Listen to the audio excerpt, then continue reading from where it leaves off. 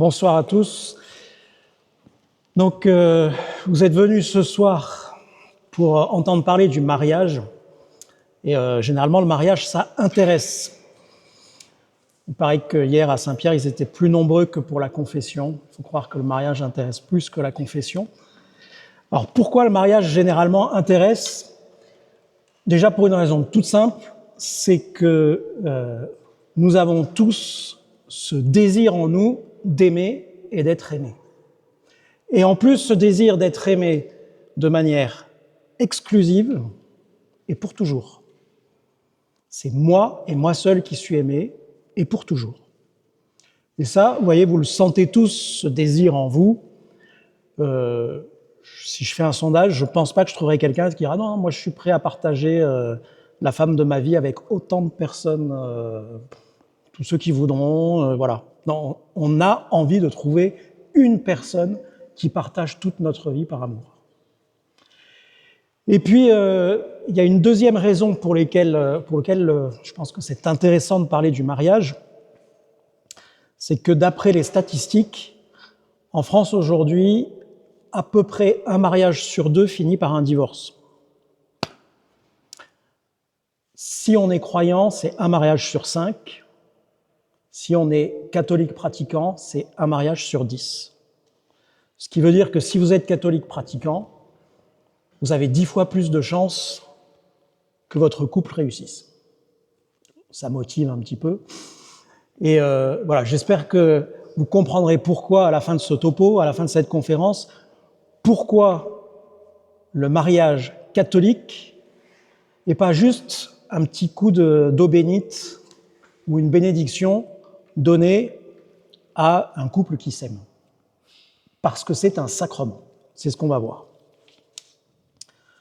Alors je vais commencer juste par vous rappeler que Dieu a un projet pour l'amour humain dès le début. C'est dans la Genèse, c'est au chapitre 2 de la Genèse, l'homme quittera son père et sa mère. L'homme quittera son père et sa mère. Donc Dieu avait pour projet que l'homme et la femme se retrouvent dans un couple, et cela avant même le péché originel. Donc ceux qui pensent que le mariage est une conséquence malheureuse du péché originel, c'est pas vrai. Le mariage est bien un projet de Dieu. Et on voit dans tout l'Ancien Testament que Dieu se sert du rapport d'amour entre l'homme et la femme pour nous parler de l'amour qu'il a pour nous. Vous voyez, dans l'Ancien Testament, on voit que Dieu, par exemple dans le Cantique des Cantiques, se sert d'un poème amoureux, de l'amant qui parle à celle qu'il aime, pour nous dire « Voilà comment je t'aime toi, voilà comment j'aime mon peuple ». Donc il y a un dessein divin, un projet divin d'utiliser ce qu'il a mis dans notre nature, à savoir que l'homme est porté vers la femme est portée vers l'homme, que nous sentons cet appel dans notre nature humaine à nous aimer. Dieu veut l'utiliser pour nous conduire à lui. C'est bien une volonté de Dieu. Alors, quelle est la place du mariage dans le plan divin? C'est dans l'épître aux Éphésiens, donc l'épître de saint Paul aux Éphésiens au chapitre 5, au verset 25, qu'on commence à le découvrir. Saint Paul dit « Comme le Christ a aimé l'Église, Marie, aimez vos femmes. » Comme le Christ a aimé l'Église, Marie, aimez vos femmes. Donc il y a d'abord une volonté pédagogique. Dieu nous dit « Vous devez vous aimer comme moi je vous ai aimé. » Mais il va plus loin, 10 versets plus loin, au verset 32, toujours du chapitre 5 de l'Épître aux Éphésiens. « Ce mystère est grand, je le dis en référence au Christ et à l'Église. » Donc ici, ce que Jésus nous dit, il nous dit que le mariage est un mystère. C'est le même mot que sacrement. On peut traduire ce mystère est grand ou ce sacrement est grand. Je le dis en référence au Christ et à l'Église. Ce qui veut dire que le mariage fait participer les époux au mystère qui unit le Christ et l'Église, à l'amour qui unit le Christ et l'Église. C'est ça que je voudrais vous rappeler aujourd'hui, on va le creuser. comment le mariage nous fait-il participer au lien qu'il y a entre le Christ et l'Église? Eh bien, le mariage le fait parce que c'est un sacrement. Alors, puisque j'ai un micro, j'ai joué le curé, vous voyez, qui passe dans les rangs et qui dit au catéchisme de première communion, qu'est-ce qu'un sacrement? Je vais faire ma petite interrogation, je vais distribuer mes bons points. Alors, normalement, vous êtes bien formés, donc vous savez parfaitement répondre à la question « Qu'est-ce qu'un sacrement ?» Si vous ne répondez pas, frère Maxime, qui est au fond, aura une sanction par le maître de l'ordre, un monitum. Alors un sacrement, visiblement, ça ne vous inspire pas trop, donc vous pouvez aller voir frère Maxime pour qu'il aille chercher sa sanction. Un sacrement, c'est un signe sensible institué par Jésus-Christ pour produire ou augmenter la grâce en nos âmes. Niveau CM1. Donc ça doit sortir tout seul. Qu'est-ce qu'un sacrement? Un sacrement, c'est un signe sensible institué par Jésus-Christ pour produire la grâce en nos âmes. Alors on va étudier chaque partie de la définition. La grâce, normalement vous avez déjà eu une conférence dessus, je crois.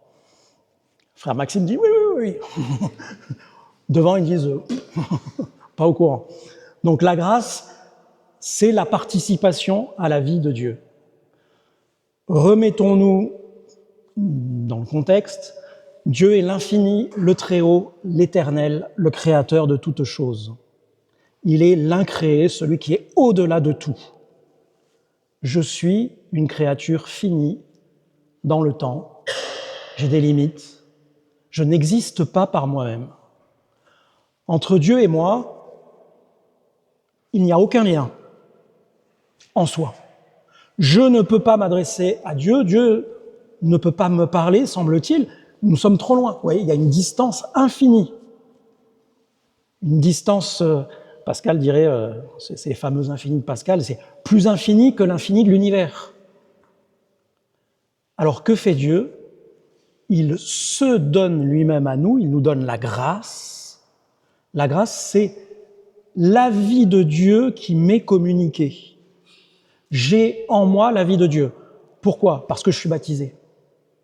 Alors, Dieu nous avait créés avant le péché originel avec la grâce, avec la possibilité d'être amis avec lui. Adam et Ève, à la brise du soir, discutaient avec Dieu. Pourquoi? Parce qu'ils avaient la grâce en eux. Ils l'ont perdue par le péché originel. Alors qu'a fait Dieu? Il a voulu rétablir ce lien entre le Très-Haut et sa créature, et il s'est incarné, c'est le Christ. C'est l'humanité du Christ, le Christ 100% homme, 100% Dieu, qui vient faire la médiation et qui, par son sacrifice, le sacrifice de la croix, m'obtient la grâce, on dit parfois la grâce sanctifiante ou l'état de grâce, ou la grâce habituelle, peu importe. C'est donc la présence de Dieu en moi, la participation à la vie de Dieu. Quand je baptise un petit bébé, qui généralement hurle ou dort, qui s'en fiche royalement, à l'instant même où je le baptise, Dieu vient en son âme. La Trinité entière descend dans son âme. Il a la grâce, donc la vie de Dieu en lui. Donc ça, c'est la grâce. C'est le but du sacrement. Mais le sacrement lui-même, c'est un signe sensible. Signe sensible, c'est ce qui se voit, ce qui se touche, ce qui s'entend, ce qui se goûte. Et donc, un signe sensible, d'habitude, ça fonctionne parce que vous le comprenez dans votre intelligence ou dans votre imagination. Si je fais un doigt d'honneur à la partie droite de l'Assemblée, vous allez comprendre que ce n'est pas un signe amical, parce que vous l'avez vu et que c'est passé par votre imagination et votre intelligence. Mais peut-être que la partie gauche de l'Assemblée va croire que je suis en train de vous dire de venir. Vous voyez, c'est leur intelligence qui doit interpréter le signe. Et le signe, habituellement, il n'est efficace que parce que je le comprends. Si je vous fais un cœur comme ça, à la partie gauche de l'Assemblée. Vous voyez? Ils vont comprendre que je les aime plus que la partie droite de l'Assemblée. Ben, peut-être qu'ils se trompent et que je suis juste en train de leur dire j'ai une tête avec 2 bosses. Donc je leur dis ça. Donc vous voyez, un signe sensible, il s'adresse habituellement à l'intelligence. C'est un symbole. Et vous comprenez ces symboles. Le sacrement ne fonctionne pas de cette manière-là. Le sacrement ne fonctionne pas que de cette manière-là. Parce que le sacrement, c'est un signe qui est efficace par lui-même, parce que Dieu agit à travers lui, Dieu fait ce qui est signifié. Par exemple, je vous parlais du baptême d'un petit enfant. Si je baptise demain un petit enfant, je verse de l'eau sur son front, je signifie quoi? Je signifie que je le lave. Encore mieux, je le plonge dans le baptistère pour signifier que je le lave en le plongeant dans la mort et la résurrection du Christ. Je le plonge et je le relève. Peut-être qu'autour, personne ne comprendra ce que ça veut dire. Est-ce que l'enfant il est baptisé quand même? Ben oui. Pourquoi? Parce que dans le cas du sacrement, le signe sensible n'agit pas comme les autres signes, il agit parce que Dieu s'en sert comme d'un instrument pour produire ce qui est signifié. Donc cet enfant, il est lavé du péché originel par Dieu, même si personne ne comprend ce qui se passe autour. Et il est plongé dans le Christ, et il a en lui la grâce. Donc vous voyez, c'est important de bien comprendre ça.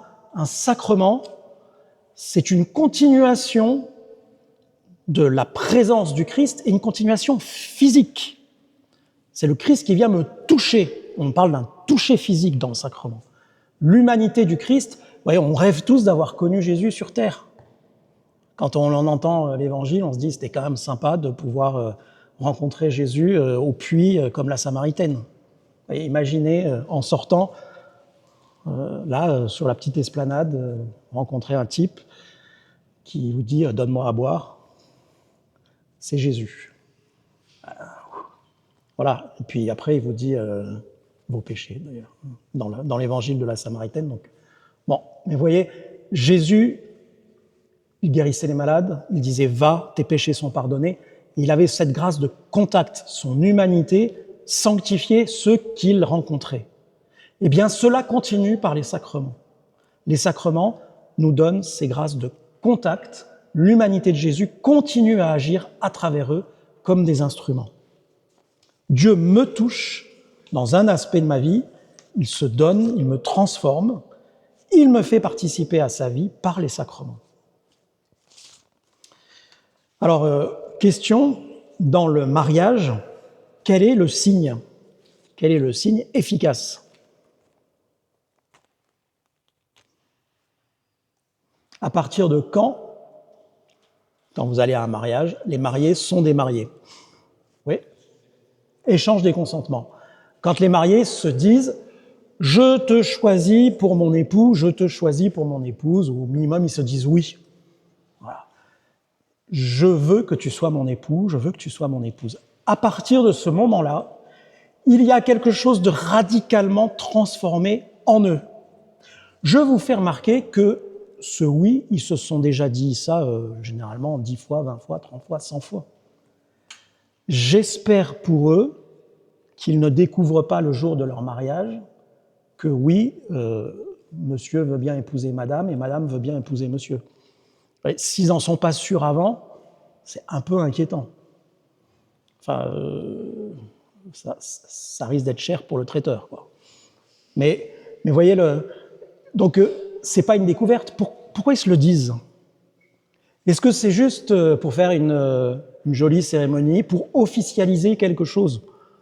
Tout le monde est au courant, il y a eu un faire-part. Donc il n'y a pas besoin d'officialiser. Donc vous voyez que l'échange des consentements, c'est pas un signe habituel pour dire à tout le monde, bah oui, en fait, je veux me marier avec un tel. D'ailleurs, je pense que, vous voyez, si vous avez des amis qui se préparent au mariage, vous savez qu'ils veulent se marier. Donc ce ne sera pas une surprise le jour de l'échange des consentements. Pourquoi faut-il un échange des consentements? Pour que ce oui soit efficace et change quelque chose dans le cœur des époux. Qu'est-ce qui va changer? Alors là, on rentre dans le vif du sujet. Ce qui va changer, c'est leur lien. Entre eux, il y avait quoi? Bon, il y avait sûrement, au départ, un sentiment amoureux. On va les appeler Paulette et Isidore. C'est bon, il n'y en a pas? Ça va. Donc, Paulette est une étudiante de Toulouse. Elle va habituellement à la paroisse étudiante à Saint-Pierre, mais ce soir-là, elle est allée à Saint-Marc et elle est assise pendant la conférence à côté d'Isidore. Et puis, comme la conférence est un peu sopo, elle regarde un peu Isidore et puis elle se dit il est mignon, il est bien, il a l'air sympa, qu'est-ce qu'il fait? Puis à la fin, elle le branche, puis ils échangent leur numéro, et puis elle revient systématiquement à Saint-Marc. Et ils sont amoureux. C'est-à-dire qu'elle le regarde avec des étoiles dans les yeux. Et puis un jour, ils vont se balader au bord de la Garonne, lentement. Ils parlent de tout. Et puis, ils s'arrêtent et ils se disent « Je ressens des choses pour toi. » Voilà. Et vous voyez, ils se disent quoi? Ils se disent qu'ils ont un sentiment amoureux l'un pour l'autre. Alors, parce qu'ils sont des jeunes bien formés, ce sentiment amoureux, ils vont l'éprouver, ils vont attendre, ils vont prendre le temps, et puis ils vont continuer à se voir, ils vont devenir les meilleurs amis du monde. Et puis après, ce sentiment amoureux, il va se transformer en amour, libre, décidé. C'est pas seulement une émotion qu'ils ressentiront l'un pour l'autre, c'est pas « j'aime l'émotion que tu me donnes », c'est pas très romantique comme déclaration. C'est « je t'aime toi », parce que j'ai appris à te connaître, j'ai envie de partager avec toi toute ma vie, j'ai envie de te donner ma vie. Et donc cet amour naturel crée en eux un lien d'amour. Qu'est-ce qui va changer avec le sacrement? Eh bien, ce lien, qui est déjà un lien d'amour, va changer de nature. Ce lien qui est un lien d'amour naturel va devenir un lien d'amour surnaturel, donc qui participe à l'amour même de Dieu. Je vais y revenir. Premier point. Et deuxième point, les époux vont changer d'état de vie. C'est-à-dire que pour eux, la recherche de la sainteté va changer dans l'ordre des moyens. Pour vous, comme étudiant célibataire, la recherche de la sainteté, c'est quoi? C'est la vie sacramentelle, c'est votre devoir d'État, c'est la mission, c'est la formation. Voilà. Vous savez ce que vous avez à faire pour être saint. Pour des époux, il y a quelque chose qui change. On va le voir aussi. Donc on va voir ces deux points. Un lien qui change, un état de vie qui change. Alors, on va le voir, le lien, en quoi ce lien change, on va le voir en 4 points. D'abord, l'amour des époux est guéri. S'il est guéri, c'est qu'il était malade. Depuis le péché originel, nous sommes tous des malades. Nous sommes tous des malades, pourquoi? Parce que nous ne savons plus aimer, nous ne savons plus nous donner, nous avons peur de nous donner. D'ailleurs, vous voyez, vous le verrez, je pense, dans la théologie du corps, peut-être la prochaine fois, le premier effet du péché originel, c'est qu'Adam et Ève ont peur. Ils ont peur de Dieu et ils ont peur du regard de l'un sur l'autre. Et eux qui étaient nus se cachent, ils se font des pagnes avec des branchages. Parce que le regard de l'autre sur moi, je sens qu'il n'est pas complètement juste. Nous avons peur de nous donner et nous avons peur d'être aimés. Et puis, cette peur, elle est amplifiée par notre histoire. On s'est tous fait trahir. On a tous un ami qui nous a lâchés. On a tous été déçus par quelqu'un qu'on aimait, à commencer par nos parents. On s'est fait larguer. on a été déçu par une relation amoureuse. Donc, on sait que l'amour, ça peut faire mal. Et donc, cette peur, cette blessure de l'amour, il va falloir la guérir. Comment le sacrement va nous guérir? Est-ce que c'est le coup de baguette magique qui fait hop, ça y est, voilà, guéri? Ben non. Mais Dieu nous donne la grâce de prendre les moyens pour guérir, de prendre les bons moyens. Alors, ça peut être de combattre mes défauts, ça peut être les moyens de se faire aider, d'aller voir un psy pour revisiter mes blessures. Voilà. Je vais prendre les bons moyens, mais j'ai la grâce de guérir. Comment? Parce que Dieu me donne la force d'affronter la blessure, la maladie de l'amour en moi.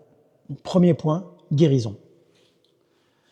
Deuxième point, et c'est le plus important, et si vous avez un truc à retenir ce soir, c'est uniquement ça, le reste après vous pouvez ne plus écouter, c'est que l'amour naturel est surélevé, transfiguré.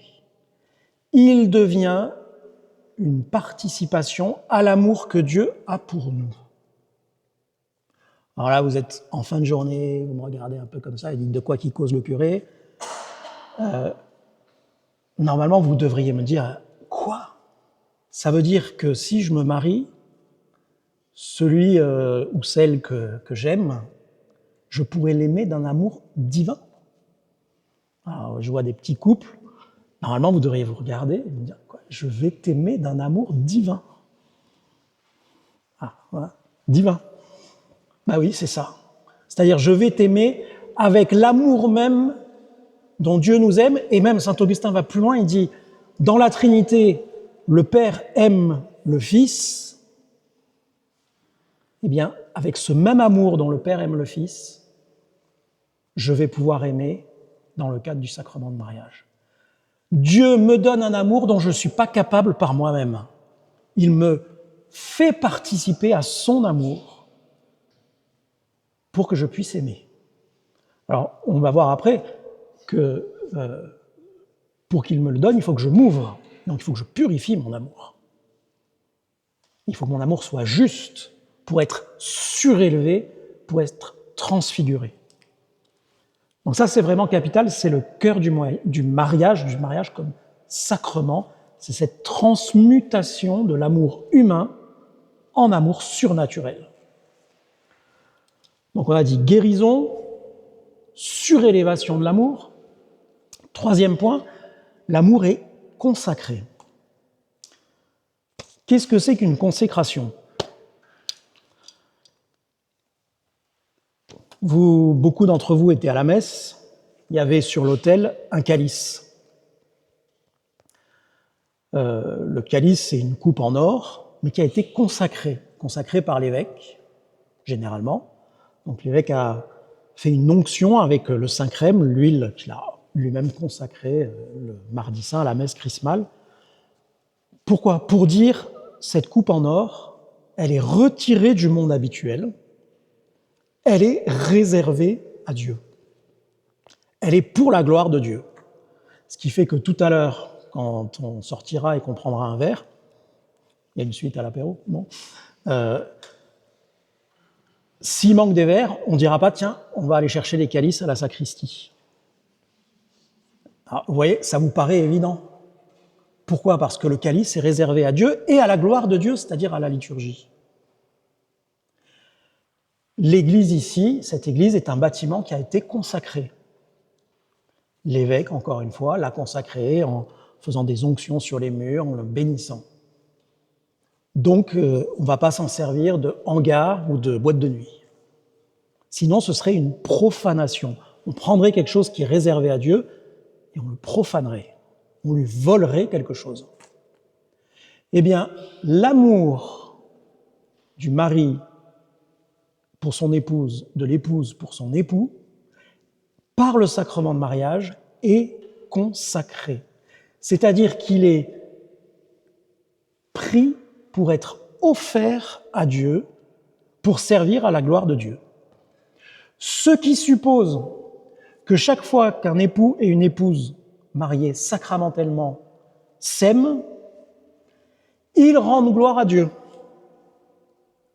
Chaque fois qu'ils négligent leur amour, ils volent quelque chose à la gloire de Dieu. Et vous voyez, ils rendent gloire à Dieu, ça va dans les choses très très concrètes. Mon chéri, peux-tu descendre les poubelles? Oui, mon amour. Ils rendent gloire à Dieu. Je rentre ce soir, je trouve mon épouse qui m'attend, qui me dit « j'ai à te parler ». Si je lui dis « mais bien sûr ma chérie », même si je sais que ma soirée est morte, parce que ça va être long, parce qu'elle m'a dit « il y en a pour 5 minutes, donc j'en ai pour 1 heure ». Donc, vous voyez, bien sûr ma chérie, je rends gloire à Dieu. Mon époux a l'air de mauvaise humeur, je lui souris quand même. Je rends gloire à Dieu. Un geste de tendresse, nous rendons gloire à Dieu. 2 époux qui se donnent corporellement, qui se donnent dans l'acte d'amour, dans l'acte conjugal, rendent gloire à Dieu. C'est leur liturgie conjugale. Pour moi, parce que je suis une personne consacrée, je rends gloire à Dieu avec mon corps en célébrant la messe, en célébrant l'office. Quand je dis « le Seigneur soit avec vous » et que j'étends les bras, c'est ma liturgie, c'est comme ça que je rends gloire à Dieu. 2 époux, ils rendent gloire à Dieu en se prenant dans les bras et en se donnant corporellement. L'amour physique des époux, consacré par le sacrement, rend gloire à Dieu. Et c'est pour ça que la sexualité, dans le cadre du mariage, est une réalité sacrée, consacrée, belle, importante. Donc on a dit guérison, surélévation, consécration. Il reste le quatrième.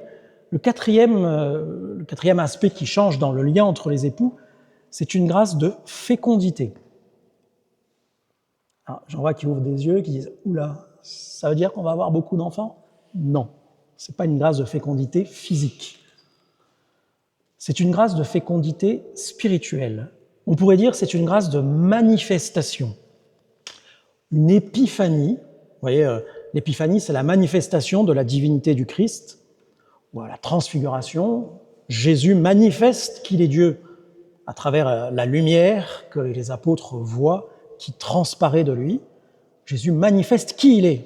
Il est le Fils de Dieu fait homme.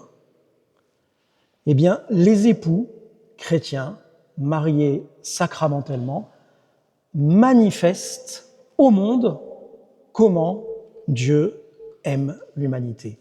Si vous êtes des époux mariés, en vous voyant, on doit pouvoir dire « voilà comment le Christ a aimé l'Église ». Quand je vois Isidore et Paulette, je dis « voilà comment le Christ a aimé l'Église ». Y compris si Isidore fait la gueule et que Paulette engueule Isidore. Parce que ici, quand je vous dis la manifestation, c'est pas que tout est nickel. Hein, vous voyez, j'ai placé les choses très haut en vous parlant du sacrement de mariage, mais après, la réalisation quotidienne, c'est un combat. Et quand on voit un couple chrétien qui lutte parce qu'ils s'engueulent, ils n'y arrivent pas, ils sont de mauvaise humeur, ils sont en retard, etc., etc., ils manifestent comment Dieu a aimé l'Église, c'est-à-dire avec miséricorde. Ils se pardonnent sans cesse, ils repartent sans cesse. Vous voyez, c'est pas quand je vous décris ces 4 aspects, guérison, surélévation, consécration, fécondité, je décris pas un truc de les époux parfaits qui n'existent nulle part, sauf sur des vitraux, il n'y en a pas ici. Voilà. Mais non, c'est très très concret. Mais je voudrais prendre un exemple. Ça va me permettre d'introduire le deuxième aspect qui est l'état de vie. Je vais le faire à travers. Je vais introduire l'exemple au cœur de ce deuxième aspect d'état de vie. Le mariage est un état de vie. C'est-à-dire que c'est une voie de sanctification. Désormais, à partir du moment du consentement, les époux savent que aimer le Christ, se sanctifier, aller vers Dieu, il y a une voie directe, simple, toute tracée, évidente, c'est aimer son conjoint. Le premier visage du Christ à aimer, c'est le visage de mon conjoint. Et donc, vous voyez, si vous vous préparez au mariage, si vous voulez vous marier, regardez celui ou celle qui est à côté de vous, alors ne vous trompez pas de sens, et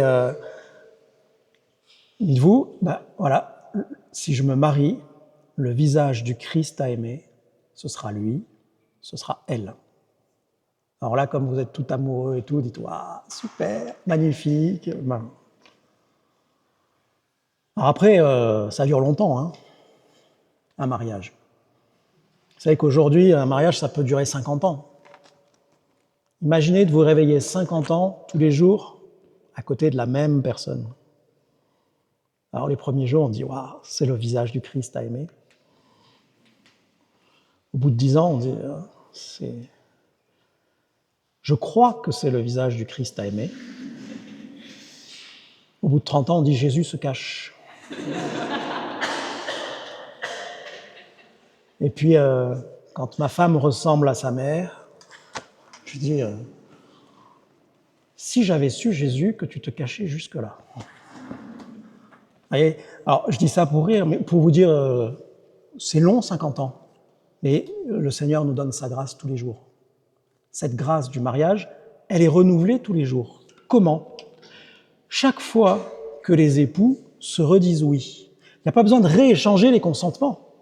Chaque fois qu'ils veulent se redire « oui, c'est toi mon époux, oui, c'est toi mon épouse », le mariage est réactualisé, réactivé en eux. Donc, je reprends mon exemple de tout à l'heure. « Mon chéri, tu peux descendre les poubelles ?»« Oui, mon amour. » Mariage réactivé. Ça recharge. Vous voyez ? Je te souris, veux-tu me sourire? Oui. J'ai besoin de silence, peux-tu respecter mon silence? Oui. J'ai besoin d'un geste de tendresse, tu réponds par un geste de tendresse? Oui. La grâce du mariage est réactualisée. Donc vous voyez, c'est extrêmement concret. Je vais prendre un exemple un peu provoquant, l'exemple que je vous avais annoncé, c'est l'exemple des conflits. Dans l'immense majorité des couples, il y a régulièrement des conflits. Un conflit, c'est se dire que l'on n'est pas d'accord. Et c'est normal. Ça fait partie de la vie. S'aimer, ce n'est pas être d'accord sur tout à 100% tous les jours et dans tous les détails. Vous voyez, le coup classique, c'est on est en voiture, il y en a un qui dit « prends à droite, c'est un raccourci », l'autre qui dit « mais non, le dimanche, ça roule bien par là, mais si je te dis prends à droite, d'ailleurs le GPS le dit, à coup de fous-moi la paix, t'as vu comment tu conduis ?» Puis ça dégénère. Écoute, si tu commences à parler comme ta mère, on va s'arrêter là. Parlons-en de ma mère, t'as vu comment tu t'es conduit la dernière fois qu'on est allé chez elle. Enfin, voilà. Vous voyez le processus. Ça, c'est la vie normale d'un couple. Et un couple marié sacramentellement, qui s'aperçoit qu'ils sont en train de se dire tu parles comme ta mère, tu es con comme ton père, je l'ai entendu, c'est pour ça que je vous le dis. Non, tu es une tête de cochon comme ton père. Et le véridique. Et qu'est-ce qui change pour eux? Vous allez dire, il est où le sacrement de mariage là?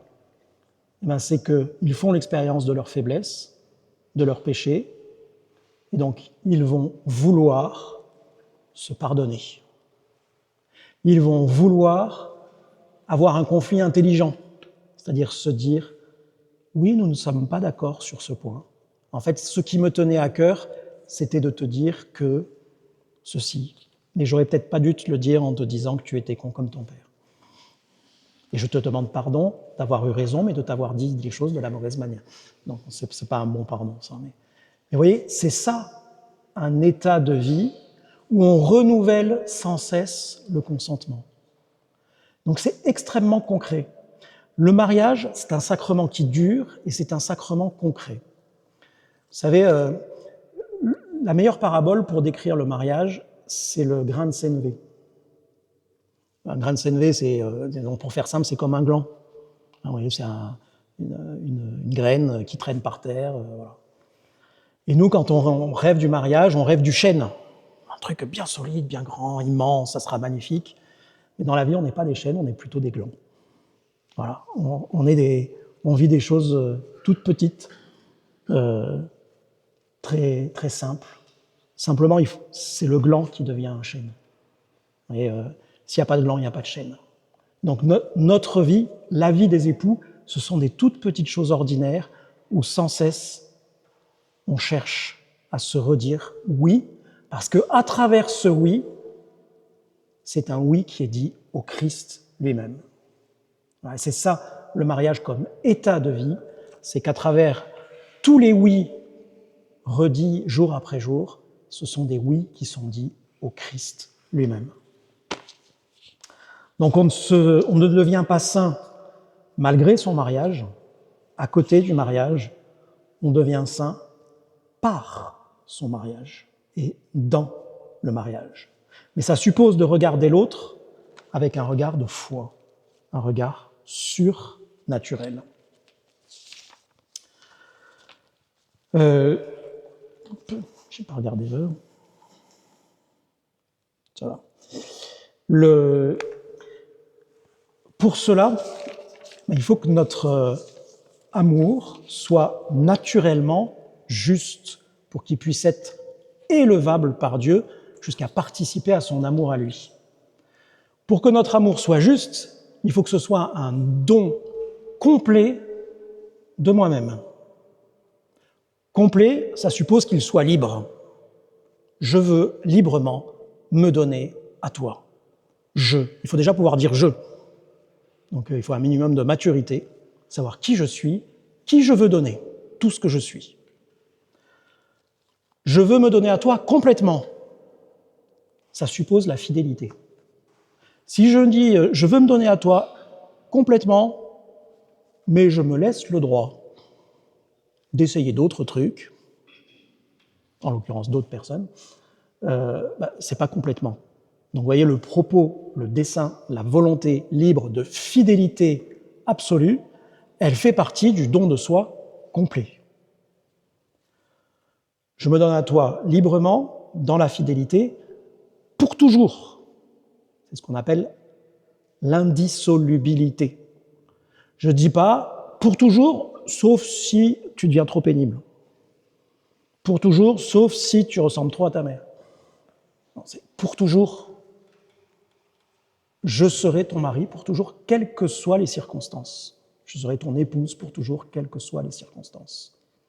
Et je me donne à toi en te donnant tout ce que je suis, y compris ma fécondité, et j'accepte de recevoir de toi tout ce que tu es, y compris ta fécondité. Ce qui suppose que nous sommes ouverts à la vie, c'est-à-dire à des enfants qui pourraient arriver de notre union. Si je dis « je te reçois tout entière, mais garde ta fidélité », garde ta fécondité, je refuse quelque chose de l'autre. Je me donne à toi tout entier, mais je ne te donnerai pas ma fécondité, je refuse quelque chose de l'autre. Ça, vous le creuserez, je pense, avec la théologie du corps, la prochaine fois.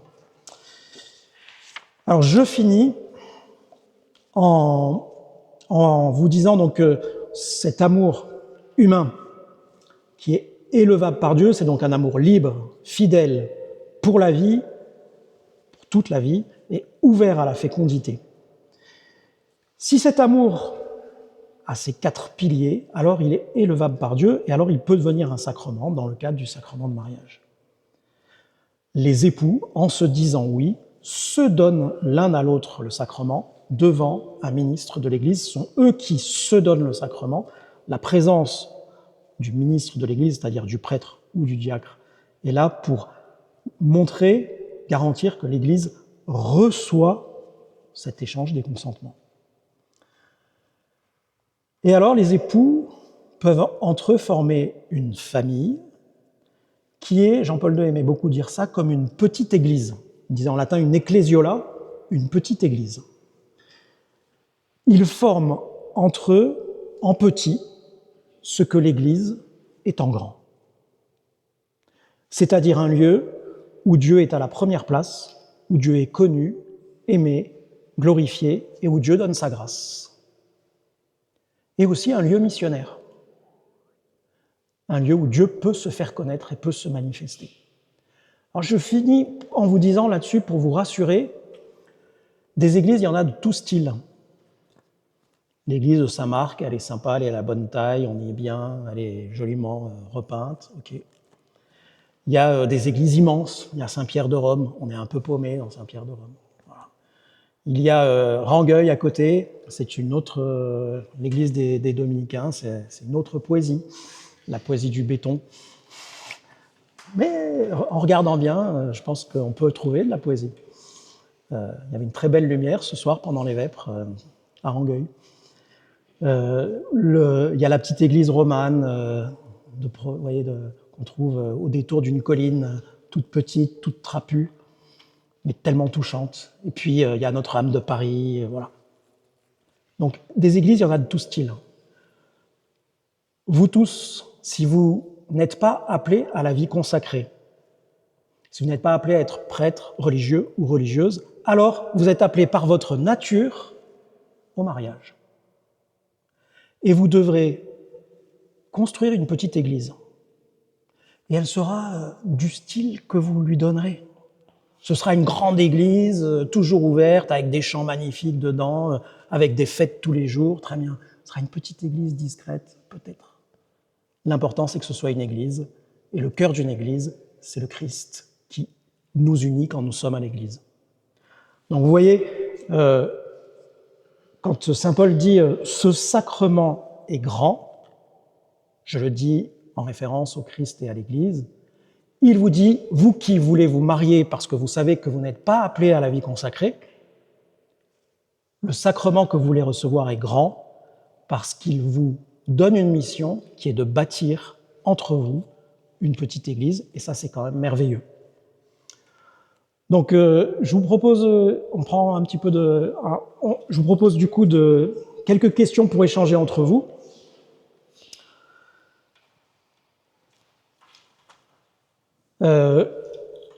Du coup, vu ce que je vous ai dit, c'est comment choisir mon époux ou mon épouse si c'est en vue du sacrement. Comment se préparer et comment durer.